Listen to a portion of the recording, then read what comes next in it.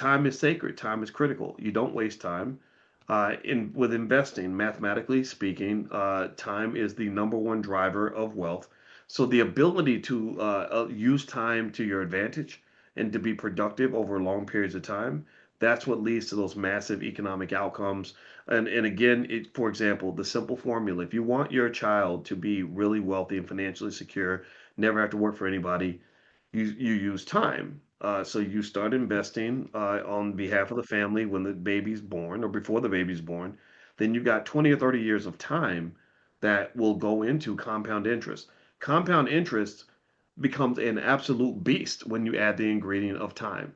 My visualization is I think about the movie Gremlins, where if you put a little water on them, they would just turn into these big scary monsters, right? Compound interest is kind of like that. It turns into a beast. If you give it the ingredient of time, you sprinkle some time on it, it becomes this behemoth of a thing. So ultimately, you don't want to waste time.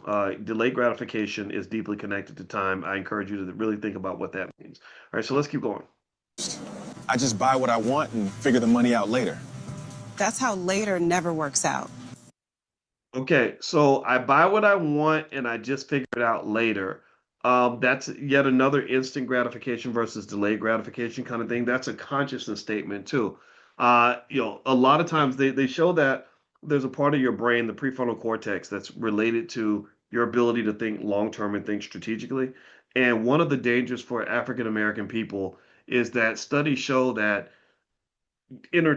consuming entertainment all the time, disrupts your ability to use your prefrontal cortex. It turns it into mush. You're not, and so that part of your brain that's logical, strategic, and sort of built around long-term planning, it's just not there as much, right? And given that we consume more entertainment than anybody else, that's an incredibly dangerous thing.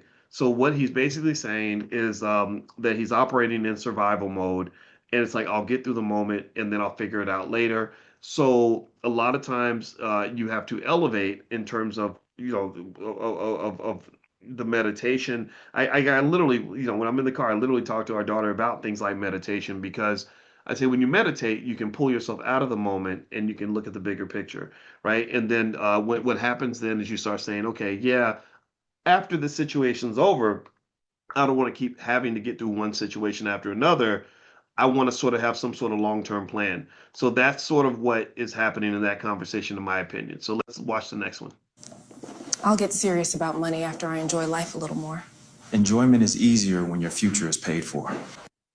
Okay, so I'll start investing after I enjoy life a little bit more. That makes me think about college, where I remember I had friends that had a lot of fun while they were in college, and unfortunately, they had fun at the expense of any long-term preparation.